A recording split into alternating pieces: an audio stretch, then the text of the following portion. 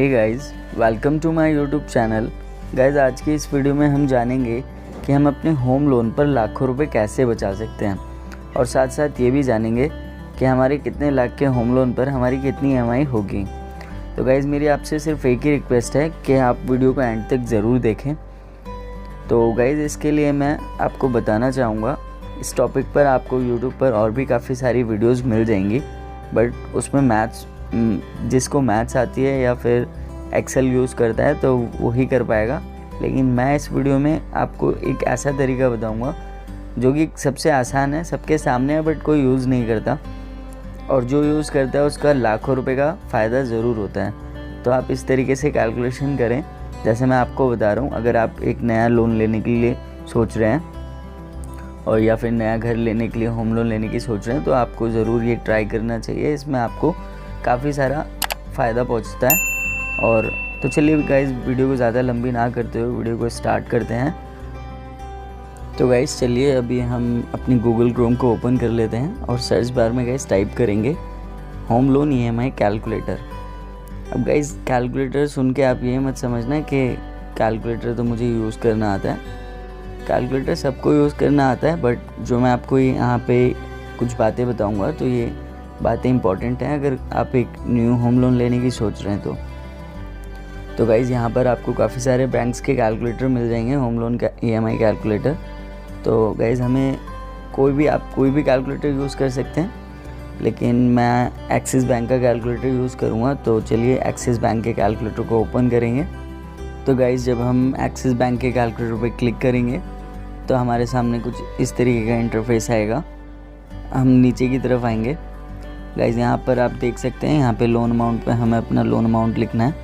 Then इसके बाद हमें एक्सिस बैंक प्रोवाइड कर रहा है 6.9 इंटरेस्ट रेट पर एनम। तो यहाँ पर हमें लिखने की ज़रूरत नहीं है। और गाइज़, टेन्योर में हम अपने अकॉर्डिंग अपने हिसाब से टेन्योर सेट करेंगे, 10 साल, 20 साल, 30 साल। तो यहाँ पर मैं चलिए एग्ज़ाम्पल के लिए लोन अमाउंट में 10 लाख रुपये लिख लेता हूँ। तो यहाँ पर गाइज़ मैं बताना चाहूँगा कि जो इंटरेस्ट रेट है आप इसको भी चेंज करके चेक कर सकते हैं कि आपको कितने परसेंट पे कितना ईएमआई होगी आपकी। तो ये भी आप चाहें तो चेंज करके चेक कर सकते हैं। तो गाइज़, यहाँ पर हम नीचे की तरफ टेन्योर में 20 ईयर्स कर लेते हैं।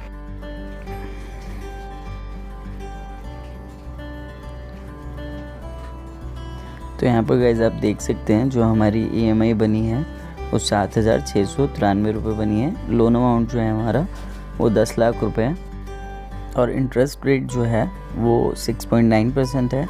टेन्योर 20 ईयर्स है, मतलब हमको 20 सालों तक हर महीने 7,693 रुपये देने होंगे बैंक को। तो गाइज़, यहाँ पर हमें ये देखना है कि हमने जो 10 लाख का होम लोन लिया है 20 सालों में बैंक हमसे कितना ब्याज ले रहा है उस पर। तो ये ब्रेकअप ऑफ टोटल पेमेंट पे नीचे की तरफ आएंगे। यहाँ पर आप देख सकते हैं जो हमारा प्रिंसिपल अमाउंट है वो 10 लाख रुपए है और इंटरेस्ट अमाउंट जो है वो 8,46,339 रुपये है। तो टोटल हमें यहाँ पर 18,46,339 रुपये देने होंगे गाइस। तो यहाँ पर हमें बैंक को 10 लाख रुपए पर 8,46,339 रुपये ब्याज के रूप में देने पड़े। तो यहाँ पर गाइस अभी हम एमोर्टाइजेशन शेड्यूल के बारे में भी बात करेंगे, आप वीडियो में बने रहें गाइस। तो यहाँ पर मैं आपको बताना चाहूँगा कि हमारा जितना भी टेन्योर हम कम रखेंगे, तो टेन्योर कम रखेंगे तो हमारी ईएमआई थोड़ी ज़्यादा हो जाएगी, और अगर ईएमआई को हमें कम रखना है तो हमारा टेन्योर ज़्यादा हो जाएगा। तो ये गाइस डिसीजन आप ही लेंगे। और जब लोन लेते हैं तो हमें बैंक पुश करता है कि हम ज़्यादा से ज़्यादा टेन्योर रखें अपने, मतलब वो हमें बोलेंगे कि सर आप कभी भी क्लोज़ कर सकते हैं अपना लोन और कभी भी आप प्रीपेमेंट कर सकते हैं। तो आपको मतलब साल टेन्योर आप जितना ज़्यादा रखेंगे आपकी ईएमआई उतनी ज़्यादा कम होगी।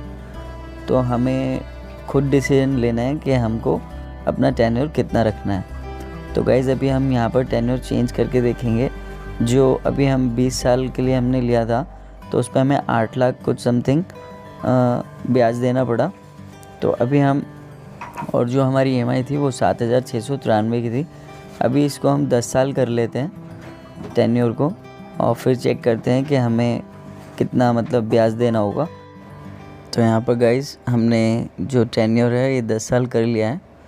तो यहाँ पर आप देख सकते हैं गाइज़ हमारी जो EMI है वो 11,559 रुपये की बनी है। लोन अमाउंट हमारा सेम ही है और इंटरेस्ट रेट भी सेम है। तो यहाँ पर ब्रेकअप ऑफ टोटल पेमेंट पे हम चेक करेंगे कि हमें इसमें कितना इंटरेस्ट देना पड़ेगा 10 सालों के अंदर 10 लाख रुपए पर। तो यहाँ पर हम नीचे की तरफ आएंगे।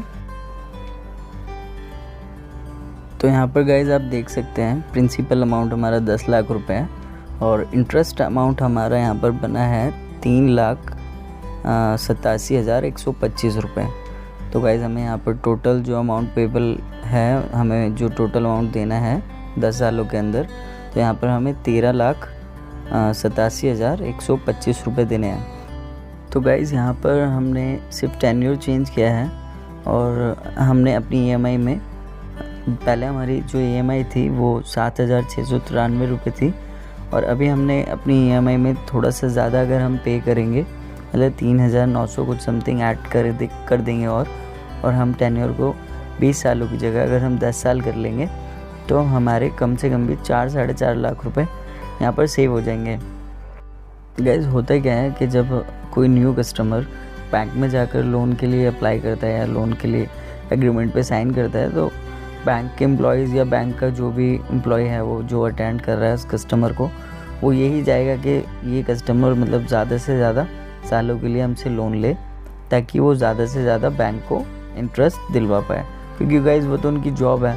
तो उसमें यही है कि जिसमें बैंक का फ़ायदा हो तो उतने उनका फ़ायदा होगा ना। तो आई होप गाइज़ आपको ये टेन्योर हमारे इंटरेस्ट अमाउंट पे कैसे इम्पैक्ट करता है, कैसे फ़र्क पड़ता है, इससे लाखों रुपए का डिफरेंस आ जाता है। तो ये सब आपको क्लियर हो गया होगा। अभी हम एमोर्टाइजेशन शेड्यूल के बारे में जानेंगे कि बैंक हमसे किस तरीके से ब्याज लेता है, किस तरीके से हमारा जो पूरा पेमेंट का एक शेड्यूल होता है वो किस तरीके से चलता है ईयर बाय ईयर। तो गाइज़ यहाँ पर भी मैं आपको एमोर्टाइजेशन शेड्यूल में भी एक टिप्स दूंगा जिससे कि आप और अपने पैसे सेव कर सकते हैं। तो अभी हम नीचे की तरफ आएंगे और इसको देखेंगे कि किस तरीके से काम करता है। तो यहाँ पर गाइज़ आप देख सकते हैं ईयर लिखा है, opening balance, interest paid during the year, principal repaid during the year, closing balance. तो गाइज़ जो हमारा पहले साल ईयर 1 लिखा है यहाँ पर, तो जो हमारा पहला साल है उसमें ओपनिंग बैलेंस हमारा 10 लाख रुपए है और जब हम ये मतलब 12 EMI दे देंगे तो हमारा फर्स्ट ईयर कंप्लीट हो जाएगा। तो इसमें interest paid during the year यहाँ पर हमारा 66,753 रुपये है और principal repaid during the year 71,960। मतलब ये दोनों को हम प्लस कर लेंगे, इतने पैसे देंगे 11,000 EMI के अकॉर्डिंग। तो बट हमारा जो डिडक्ट हुए पैसे वो 71,940 रुपये हुए हैं, 960 रुपये सॉरी, 10 लाख रुपए में से।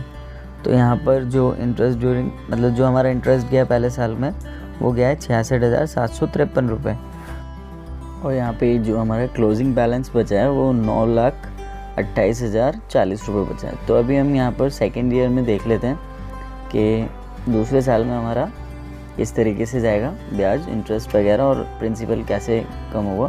तो यहाँ पर आप देख सकते हैं जो हमारा ओपनिंग बैलेंस है सेकेंड ईयर में, मतलब दूसरे साल में जो हमारा ओपनिंग बैलेंस है वो है 9,28,040 रुपये और इंटरेस्ट पेड मतलब हमारा दूसरे साल में जो इंटरेस्ट है वो 61,000 रुपये गया और जो प्रिंसिपल है हमारा वो कटा, मतलब हमारे उन 9,28,000 में से जो पैसे कटे वो 77,000 रुपये कटे और हमारा क्लोजिंग बैलेंस हो गया 8,50,000।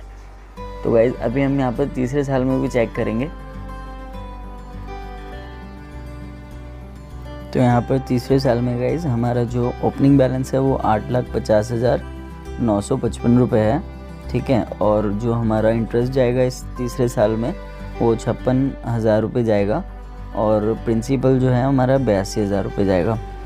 तो ये डिडक्ट हो जाएगा मतलब 8,50,000 में से।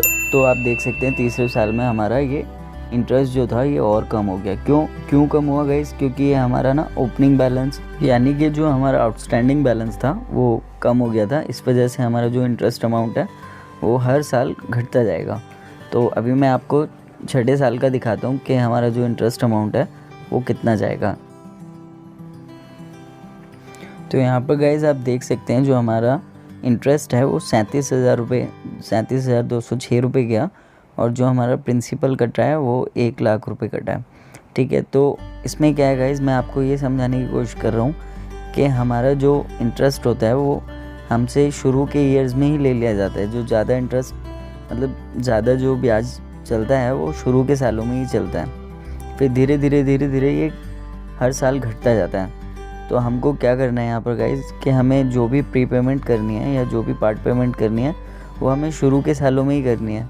मतलब पहले साल में भी कर सकते हो आप 50,000 1 लाख रुपीज़ दे दो तो आपकी प्री पेमेंट होगी, वहाँ पर आपका जो आउटस्टैंडिंग बैलेंस होगा वो कम हो जाएगा। आप सेकंड साल मतलब दूसरे साल में भी आप फिर दे सकते हैं 1 लाख रुपए या 50,000 रुपये या जितना भी आपके पास है, और आप उसको मतलब वो सिर्फ अकाउंट में बस ऐसे ही पड़ा है तो आप उसको प्री पेमेंट में यूज़ कर सकते हैं उस पैसे को। तो यहाँ पर आपके काफ़ी सारे पैसे बचेंगे और आपका इंटरेस्ट जो मतलब शुरू के सालों में ज़्यादा जाता है तो वो आपका कम हो जाएगा। आई होप गाइज आपको ये सारी कैलकुलेशन समझ आ गई होगी। अगर कोई कन्फ्यूजन हो तो प्लीज़ मुझसे आप कमेंट बॉक्स में पूछ सकते हैं। तो गाइज अगर आपको वीडियो अच्छी लगे तो प्लीज़ वीडियो को लाइक करें और दोस्तों में शेयर करें। अगर आप मेरे चैनल पर नए हैं तो प्लीज़ चैनल को सब्सक्राइब ज़रूर करें। तो मिलते हैं गाइज फिर किसी नेक्स्ट वीडियो में, तब तक के लिए टेक केयर।